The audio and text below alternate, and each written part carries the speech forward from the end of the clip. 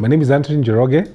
I've been married to my beautiful wife for the last 11 years, and it's been a wonderful marriage. My name's Pastor Nina and Njoroge. They've been great years.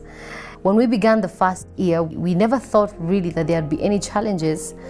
Way before I met him, I had been infected with what you call ovarian tuberculosis. It damaged one of my ovaries, and hence I had that operation. So by the time we were meeting with my husband, I explained to him this happened and this happened, but Dr. says we can still be able to conceive. However, there's a 50-50 chance of whatever challenge that would come up. I didn't care what the issues were.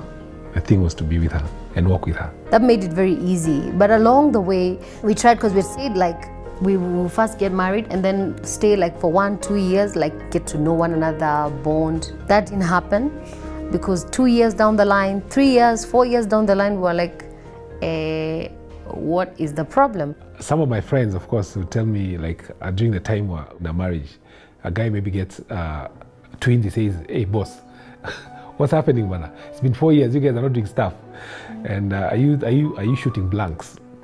Stuff like that. And of course, that was part of the time you feel really demoralized. Hence, us going to the hospital and doing another checkup, and then eventually we find out that I had been infected again, but this time not with tuberculosis, but my fallopian tubes had been affected. I needed to do another operation, which was not very easy for me, especially even for him, watching me in all that pain and everything. But eventually, we just had to do it. And he was there for me throughout the process. So we began the journey of fertility, just finding out solutions and what we can do for us to be able to conceive. So it's very interesting, because the one thing we're told, like a man, is you need to get your sperm from the house and then run around traffic. I had my stuff there, and then you find there's traffic. It's supposed to be there in 30 minutes.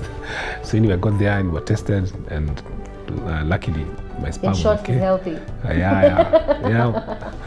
But that was then. For a wife especially, you need your husband to be there for you. It's because it's not just about one person, going to be checked up and all that.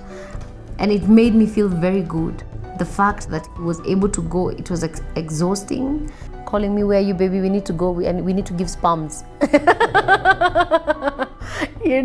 But the fact that he did it, it showed me that he cared, and it was not just my responsibility.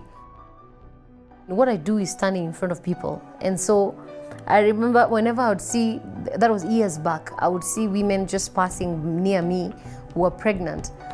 And I would just weep and weep and weep, because you see, emotionally, it's not easy.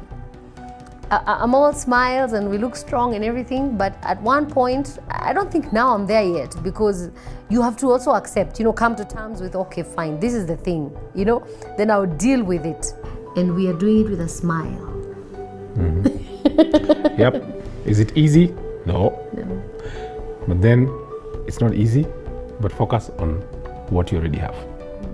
The critical thing that we've done as a family is to make sure that we cover each other. So we've made our issues our issue.